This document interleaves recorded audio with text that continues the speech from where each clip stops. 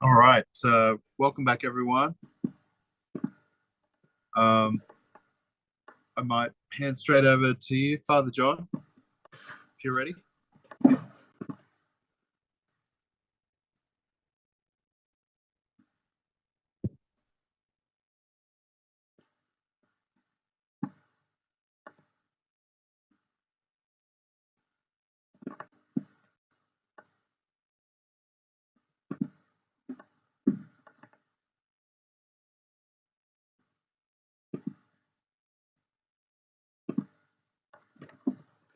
Yes, I'm ready. I hope.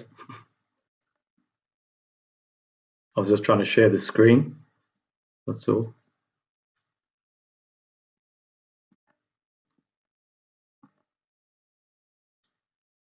Okay, ready, yes?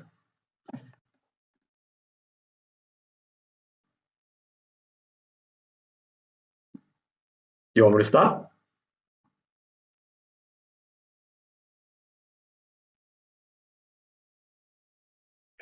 Please go ahead. Yeah, sure. So no worries. So I just thanks again for, of course, everyone's help.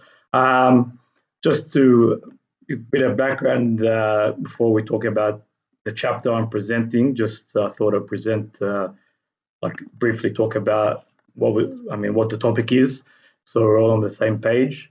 Um, So here's the research question, talking mainly about the Pope of Alexandria, Pope Matthew the First, the 87th Patriarch. So I've done it's 6 chapters, which I'm talking about, trying to make new contributions about his history, some events, some connections, the context that's there, and just briefly talk about the chapters. We're going to talk about chapter 2 today. And I've done a lot of it. Chapter 2 is pretty much done. I've wrote over like 60,000 words in the 6 chapters, and I've done like words in each chapter. So chapter 1 is just the biography of Pope Matthew the First, which exists, but like a bit of analysis, a bit of context, like some points there. Chapter 2 is what we're going to talk about, which we'll get to in a second. Chapter 3 is kind of comparing him and another one of his time. And other connections. 5 is the political impact, and chapter 6 is where he's buried and why he's buried there, and so forth. And just to answer Mr. Flynn's question, I'm from the Coptic Orthodox Church, and just a monk and a priest in a monastery there. So I'll share the PowerPoint.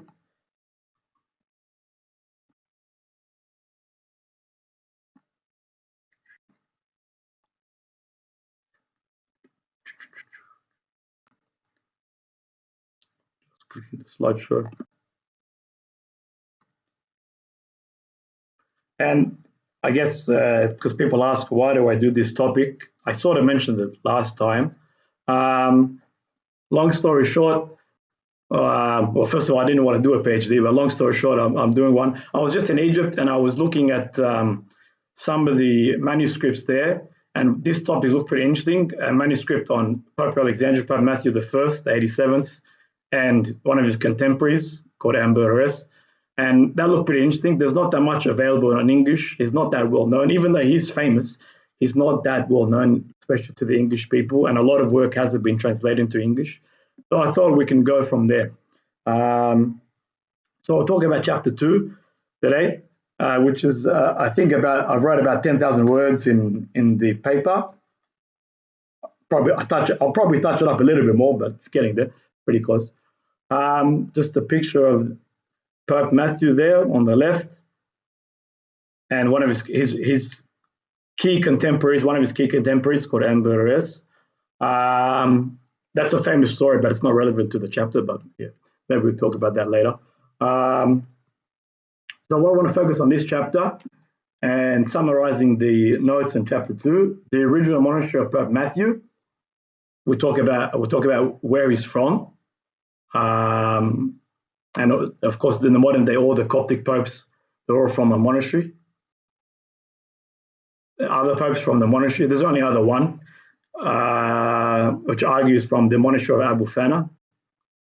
Abu Fana and the history of the monastery, including recent developments, the system of the monastery of Abu Fana, and maybe other monasteries nearby, or other monasteries that Pope Matthew was from.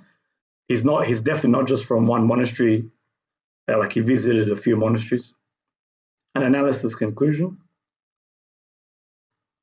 Okay, so I argue in my paper that Pope Matthew, which monastery he's from the monastery of Abu Fana. And if you look at the main resource for the history of the main resource for the patriarchs is called the History of Patriarchs, and that's translated in English. And that History of Patriarchs just says he's from a monastery in Upper Egypt, in like Upper Egypt in the lower part of Egypt, the south of Egypt, I should say. They call it Upper because it's higher. But anyway, so it just says he's from there. And when you do a bit of research, and I heard some priests talk about it, famous priests in Egypt talk about it, but there's good evidence that he's from the monastery of Abu Fana. So I argue that he's from there for 4 main reasons. And another point I'm making in the research: what's the point of talking about this? What difference does it make?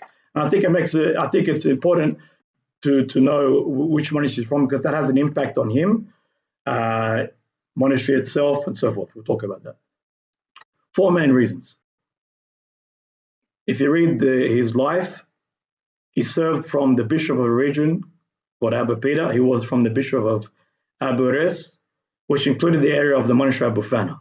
That's 1 point. Second, Matthew's key spiritual father, or at least one of his key spiritual fathers, was Father Abraham Al-Fani, who was originally from this monastery. So when it says here Al-Fani, that's the title of, kind of the title of him. He's from that monastery. So if you look at my name, it's called Father or John Saint Shenouda. So Saint Shenouda is the title or the monastery that I'm from. Like the monks take that name, the family name of the monastery that they're from. So all the monks in this monastery, so I'm from a monastery, right? Called Saint Shenouda, northwest of Sydney, sort of, like 2 hours away. And all of the monks here, they take the family name Saint Shenouda. So his key spiritual father was Father Abraham Fani. So I think that's another reason why he's from there. There are many secondary references that attribute that Matthew originated from the monastery of Abu Fana. All of these are, of course, in Arabic. I never saw an English one. I've never seen an English work really on the monastery of Abu Fana at all, or Abu Fana, the saint himself. I think like maybe 3 or 4 references I found. And he was just from that area. Like he's born in the area near where the monastery of Abu Fana is today. So I think there's 4 good reasons why he's from there. Other pope from the monastery of Abu Fana, there's only one. It's called Pope Theodosius II. Very briefly about him. I think what's also important at this point is that he was like about 200 years or 100 years before Pope Matthew I. And if you look at him, he's from the 14th, 15th century. He was a pope from 1378 to 1376 to 1408. And this Pope Theodosius II definitely wasn't as successful. There's not as much information as well, and it's kind of like he had like some issues, some issues in his papacy. And another question: why only 2 out of so many? We're up to the 117th Coptic Pope of Alexandria, and from that whole list, and most of them are from monasteries in all the recent centuries. And only 2 of them, like some of the monasteries will have a lot more. The monastery of St. Anthony will have a lot more. So we talk about that. Maybe let's see what I wrote. I think there's a few reasons why. I think number one, the location of Abu Fana is very far away. It's in so first, if you look at a map, if you got Cairo, which is the main center, and towards the Upper Egypt, which is and monastery Abu Fana is like 5 hours away by car today. And it definitely has it's not as prominent as the well-known monasteries, for example, in north called Wadi Nathrun, if anyone's ever been to Egypt. So I think some of those things are important. So that's why it's somewhat unsurprising. It's somewhat unsurprising.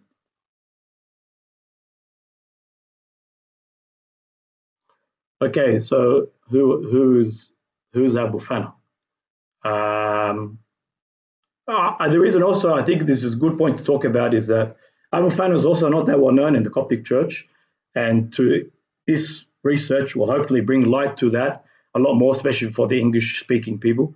And the connection, I argue that Matthew had a connection to Abu Fana, like his teachings and the system that he put in place since he's from there. And I think there's some similarities. If we briefly look at Abu Fana, the main highlights of his life here is that he's kind of like bent over. He's bent over, and the story is, and you can read as you can read in the paper, is that he was he heard a voice that said 18, and when he had heard 18, he thought 18 days he's going to depart. 18 days is going to depart. So he's going to pray continuously the whole time, and he's not going to sleep sitting down. He's going to like sleep standing up or sleep lean against the wall. So he did this for 18 days. 18 days passed, and God didn't take him. So then he thought, okay, maybe it must be the 18 weeks. And then 18 weeks passed, and it ended up being 18 years. 18 years until God took him. So his posture from this position created him to be in a leaning or bent position. And the great thing is, recent discovery that his tomb has been discovered in the 1990s by non-Copts. It was done by Austrian expeditions, and the expeditions are still going on today. And I went there last year, and the expeditions are still going on there. And we talk about why we believe that his body, it's Abu Fana. Talk about that. Oh yeah, and so because the way he's found. So maybe we'll go to the notes.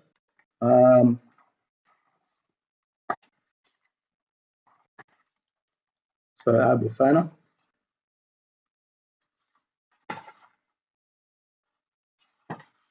He was just get the tomb by Abu Fana.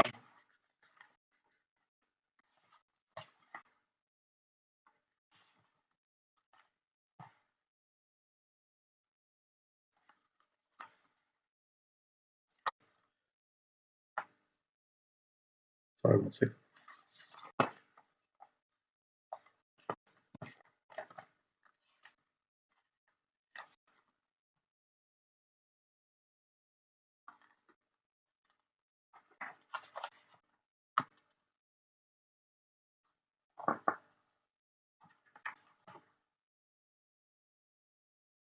Okay, so the body of the relics of Abu Fana was discovered in 1992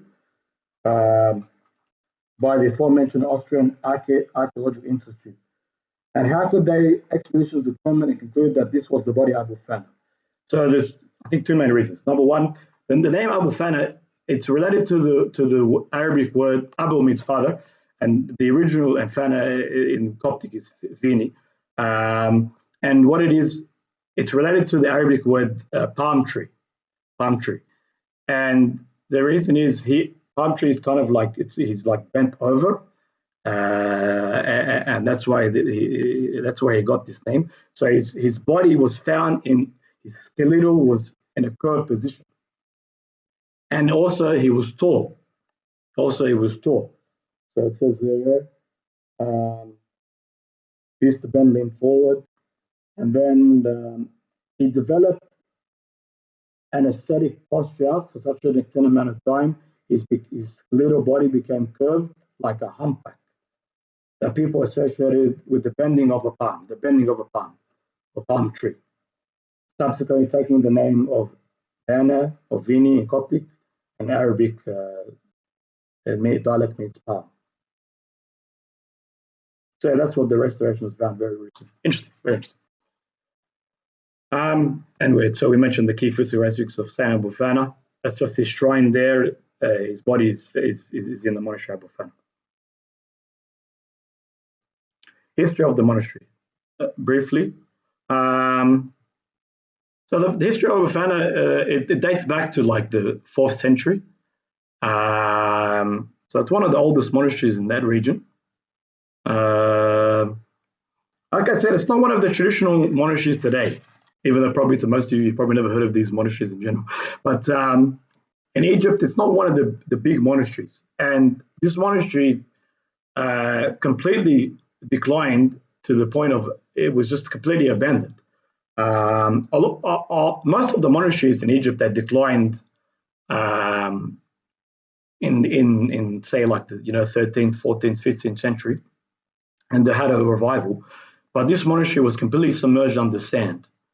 So it's not well known like the bigger monasteries that had more popes and have and more history, but it has great history.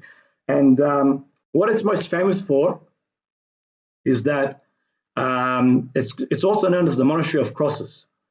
And when I went there, there's the photos that I took when I went there last year. That's the photos of the crosses there, and they're doing restoration. If you can see photos of cross there as well. Many artifacts and archaeological findings have been found in relatively recent expeditions. So this is the ancient church. I found a well. It's massive. There's other artifacts as well. I'm sure I got a photo of that. And it began its decline not long after Matthew's era. So 14th century, and also Ibrahim el-Fani, who we mentioned, not long after this era. And then by the 17th century, it was completely abandoned, and there were no monks. And only very recently, it's had a revival. Very recently. Now it's got like 30 monks or so. Nothing like the other big monasteries in Egypt, like Syria monastery has over 200, and probably even greater history. That's a picture of the well. It's massive. The father there, he was giving me a tour. I spent a few nights there, had a retreat there. Had a really good time actually. Even though I've been to Egypt many times, I've never heard of that monastery till recently. And he made it sound like they don't get many visitors. I mean, he would travel all the way to the Upper Egypt. It's not common for the foreigners to go there. That well is massive. He was telling me it's the biggest well. Pretty sure it's the biggest well in Egypt. I wonder if it's the biggest well in like monasteries in the world. It's massive. I was so hesitant to put my phone closer so I don't drop it.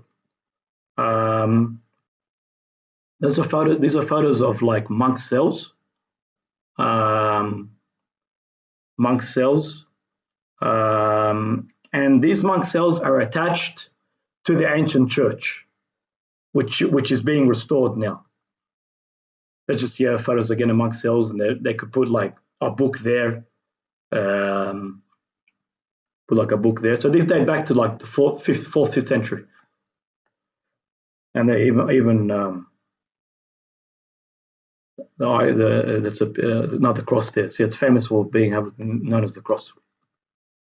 And they have crosses on the cells as well. And see, they're doing restoration there. That's just a monk, and they're looking after restoration. They're really reviving it. Again, just more pictures. Again, if you go to other monasteries in Egypt, a lot of them they're called like ancient church. You go to there's so many monasteries in Egypt, but like if you go to some of the other well-known, they all have an ancient church, and they have all these ancient iconostasis, ancient drawings and images. Again, more pictures of the cross. That's just a photo I took at night time when I was there. It's a massive lighthouse, they call it. So it's really tall. A lot of monasteries have it, of course, but it's nice. This is a photo of the amount of monks that they have now. Now they're up to like 30, 32 or something. 32, 32 monks and a couple of novices. And because only revived in very recent times, from the year 2000. But back in the 4th century, in time of Abu Fana, it had most likely over 1,000 monks. And why do we say that? Because they had such a large number of cells and such a large dining area where the monks would eat together in communion, in communal life. But Abu Fana was more than likely semi-communal, which I think is the next one. That's just another picture of this is modern day church, not the ancient church. But they like to follow the tradition of having crosses, lots of crosses. That was actually the monks. Just as an overview picture now, it's really had a lot of revival recently. And that's just pictures of. It's also a burial place for lay people, not just for monks. They do they cater for the community, have burial spots there.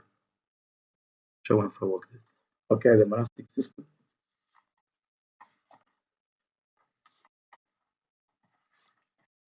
So the monastic system, like we said, it's semi-cenobotic, semi-anchoretic.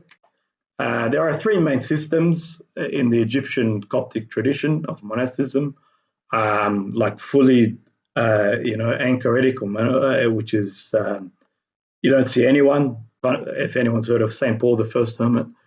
Second one is like this semi-cenobotic, where the monks, they live in solitude, but then they come together like once a week for the mass, and they eat a meal, a gabi meal together, and then they separate again. So I argue that Abu Fana had the system of semi-anchoretic, and the refectory here referring to the dining room where you eat together. Because Abu Fana was a hermit himself. And he advocated humanization of monasticism. What do I mean by that? Let me get to it so I'm on the same page.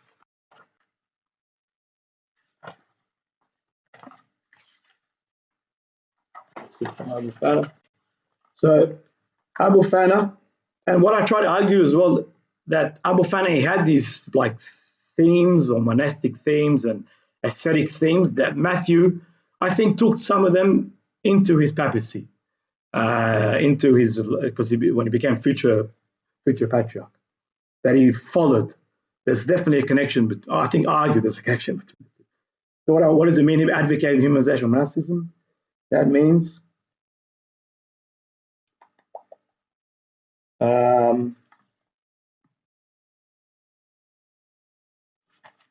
just get it here on the page.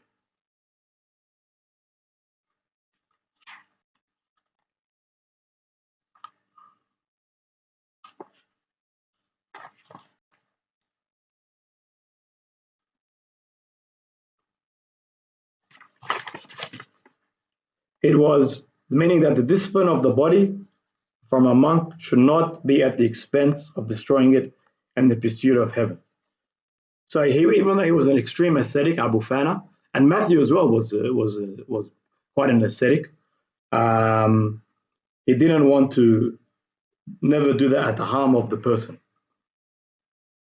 And we argue some of the things in there: austerity, almsgiving, solitude and silence, discipleship.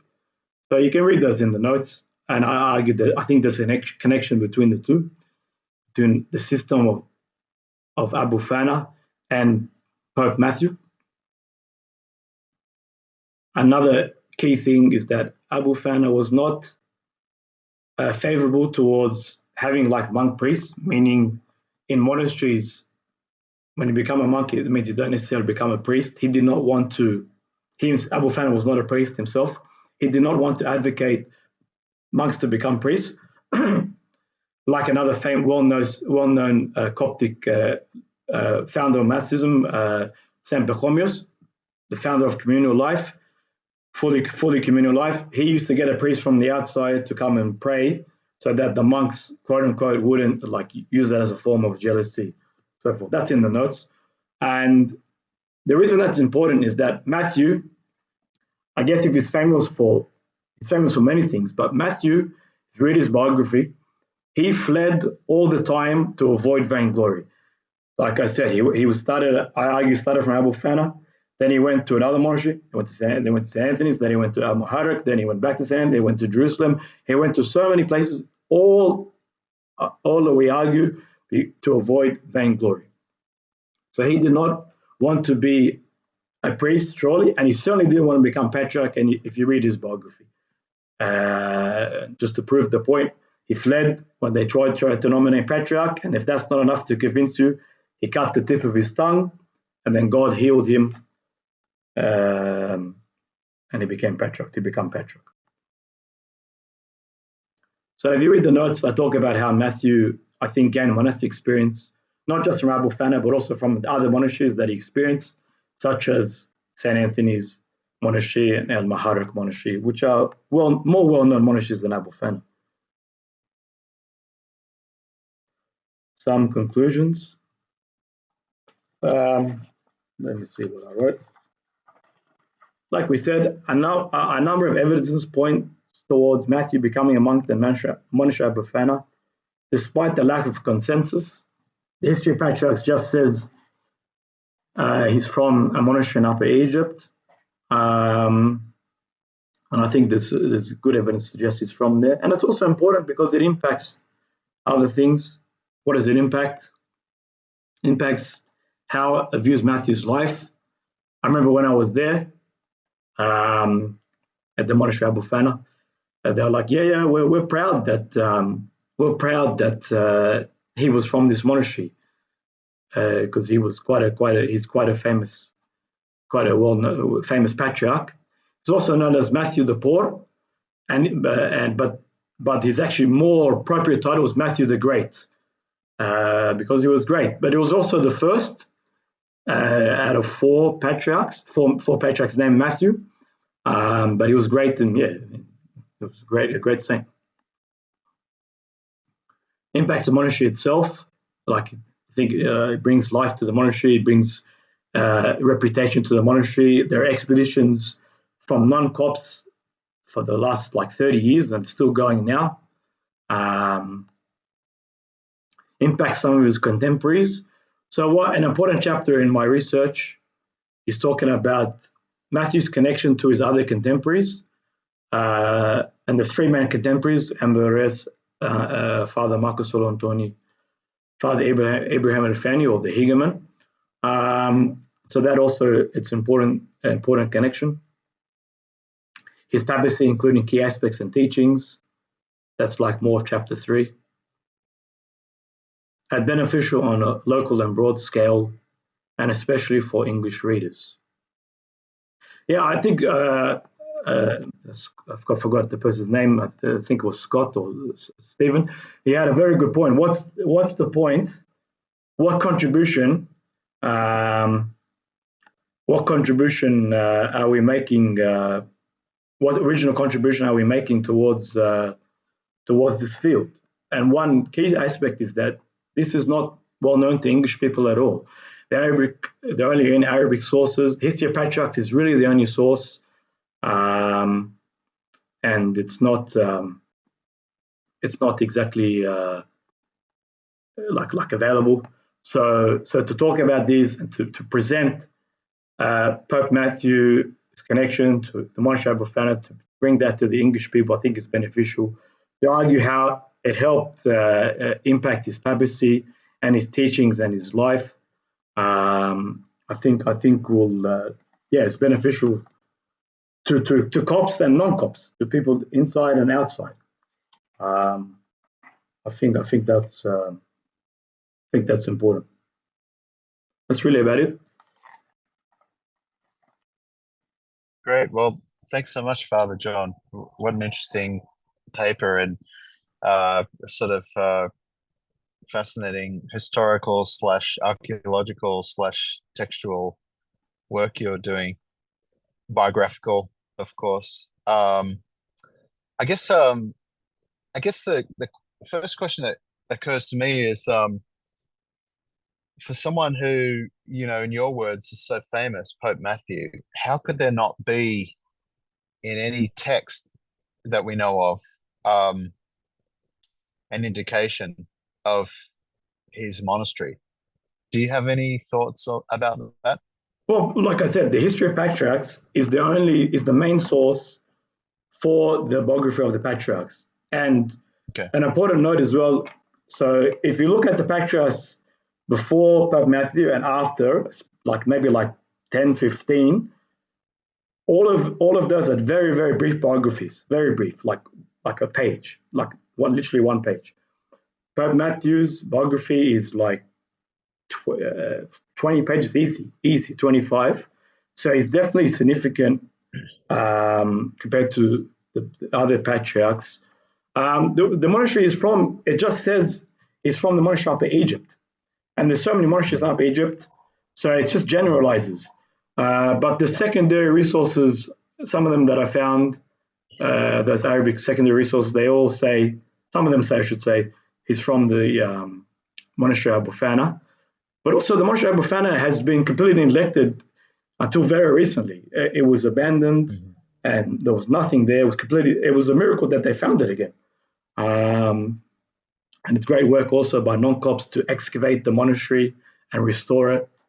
So I think that's another reason. And I'm telling you, a lot of non-Copts, I guess I can't prove this, but like I remember just before I was leaving for Egypt, I usually go to Egypt once a year for my retreat. And I was telling them the program, what I'm doing this year. And when I told some of the youth and adults I'm planning on going to Monastery Abu Fana this year, none of them have heard of it. So it's not well known. So I think that's a reason why it's the history practice doesn't say anything and just generalizes. And the monastery itself had been in a lot of decline, even though other monasteries were in a lot of decline. And even if you look at some of the Muslim authors, a famous one called Al-Makazi, he writes about these monasteries being in all decline in the 14th, 15th century. But it had a significant revival, and only 2 popes are from there. If we believe that it's from there, so that's not many. Right. Like St. Anthony's, for example, they have maybe 20, and it's not. And it's also the location where it's Upper Egypt is not. It's far away from Cairo, 5-hour drive. The other monasteries in Western Trina are much more famous because they're closer to Cairo as well. But there are some secondary sources that connect Pope Matthew to Abu Fana. Yes. Yeah. Yes. So what's the nature of those secondary sources? Like how far removed are they?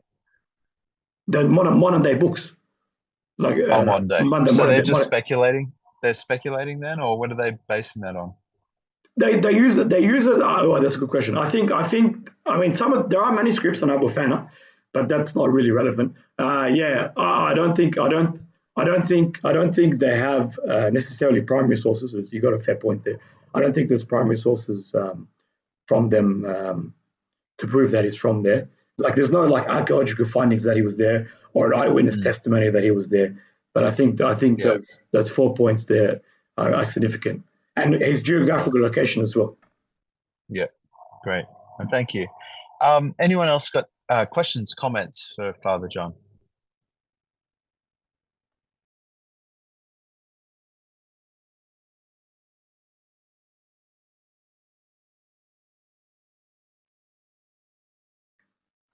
I think it's an unfamiliar topic. That's why.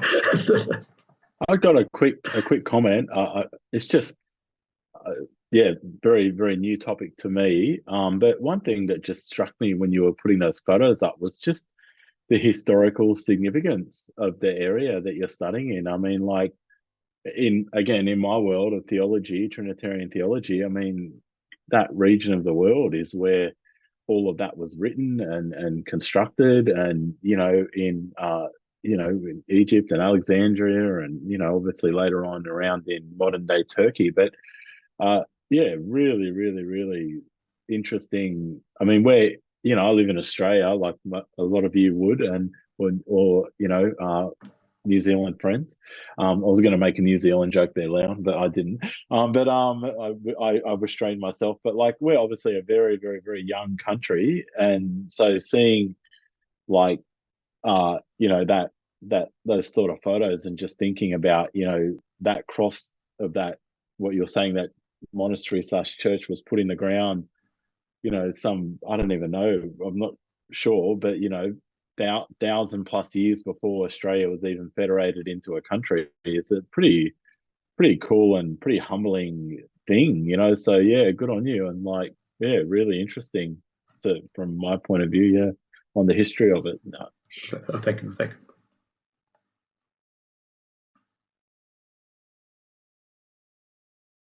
I would certainly echo what Sean was saying there as I was watching that. I really appreciate the PowerPoint, Father John, because seeing the images and all of that sort of brings it more to life. I actually regret not taking more photos when I was there. I should have took just more photos when I was there. I don't know why I didn't take that many.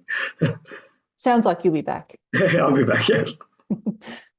And just the being able to put a real spotlight on a historical person who's significant in a region that we're just learning about now. So I think it's a really, really cool thing that you're doing. One of the questions I have for you is, you mentioned that there's a revival and there's about 30 monks there at the moment, and obviously with the location of where it is, it's not necessarily a popular or common place where people might go. But do you think it's going to grow?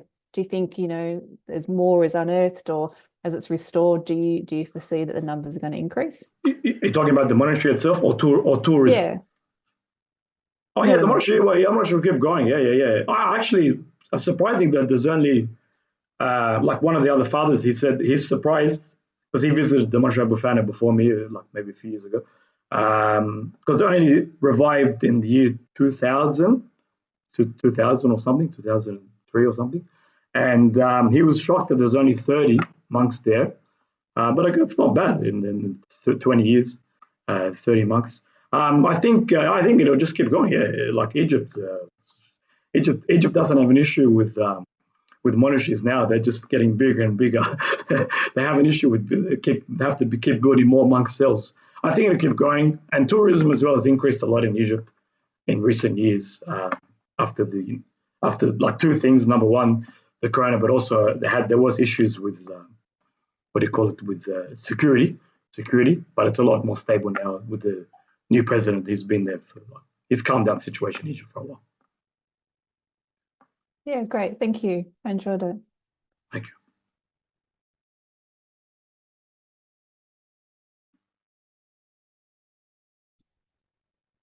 I have another quick question. I don't want to step on anything that's too sensitive here, but like, the Coptic community in Egypt, how much, like, is there any issues with, restoring the monastery with, it's good. Egypt's now, I was going to say specifically in relation to the Islamic community, or are relations pretty good there, or how does that sort of work? In general, or Oh, yeah, in general. I mean, you mentioned that, I think from what I remember, you mentioned like 1400 after the monastery was in decline, and I was just wondering in my mind, but was that because Islam came in? No, it wasn't just because that was just because literally it got buried on the sand. If you read the notes, it literally got submerged on the sand, so it just got abandoned. But specifically, actually, I haven't put this in the notes. I don't think I will. But actually, very recently, in recent years, the monastery Abu Fana itself was attacked, and even some of the monks there, they were attacked physically. And one of them, he showed me even like he got shot. He got shot in his hand, and he showed me his wound. No one died from the fathers there, but yeah, there are those kind of incidents every now and then in Egypt, especially if you study history. But in the recent years, Egypt has been pretty calm with the new president. But it would be silly to say there's not persecution, and it's also silly to say between Egypt and Australia, it's like apples and oranges. Sure. but also in terms of building, this is going to sound like completely foreign to you. Like in Egypt, you can't build a church. You can't just build a church. You can't get permission. You don't get permission to build a church. All these things, there's not a system where you just build a church. No way. You have to kind of like do it in a like a low key way. It's not simple to build a church. It's not simple to like. There's a big cathedral in Egypt, St. Mark's Cathedral, and to do that is like a miracle. Like there was a miracle story how they did it in the 1900s, 1960s. But building churches, things like that, it's not simple because it's an Islamic country. Yeah, because I was told, I don't know how, you can obviously correct me, but I was told that the Coptic Christians are the original descendants of the original Egyptians, and so that makes you guys, in many ways, if that's true, I have no idea if that statement's true, but that would make you guys akin to like, I guess, I don't know, this is probably not a very good analogy, but like the Aborigines in Australia, in the sense that you're the historic people that lived on that land. Is that an accurate? It's 100% accurate. The word Coptic means Egyptian. This is it's a Coptic Egyptian Orthodox Church, and this is one of the.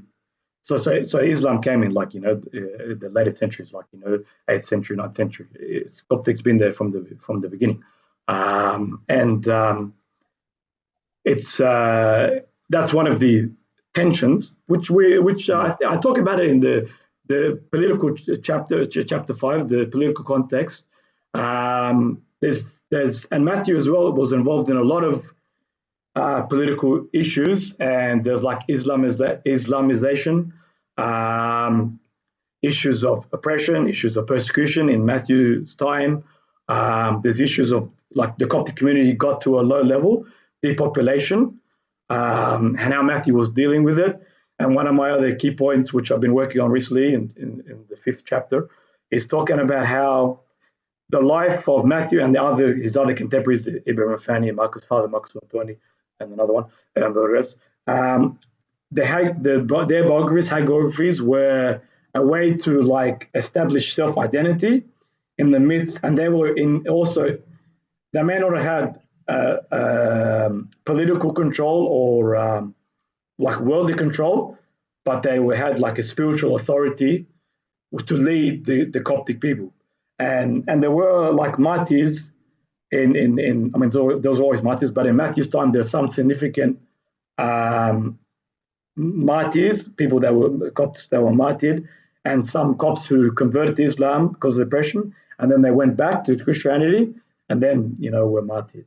So that's some of the issues there in that time. But to answer the first part, yes, it's the original and kind of like the Aboriginals, yes, and this is a source of tension. But the Coptic community is the largest one, the largest Christian community in the Middle East. That's also another point of contention. And if you ever study like the statistics, or they always, let's say it's about 10% of Egypt's population. Egypt's massive; it's like 100 million. And a lot of people say there's no official figures. A lot of people say this is all a very conservative estimate. The statistics are much higher, but of course the government doesn't want to do a census and say it's like a lot higher. Mm-hmm.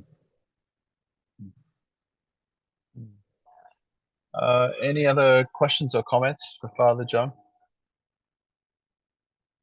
I just want to say thank you, and like Catherine, say thank you for the pictures, and it really showed up what Leon did without pictures. If Leon could just get maybe some photographs of Enoch or others, selfies that they took on holidays, maybe a photograph of Jude, writing at his desk or something, then Leon's work would be a lot better.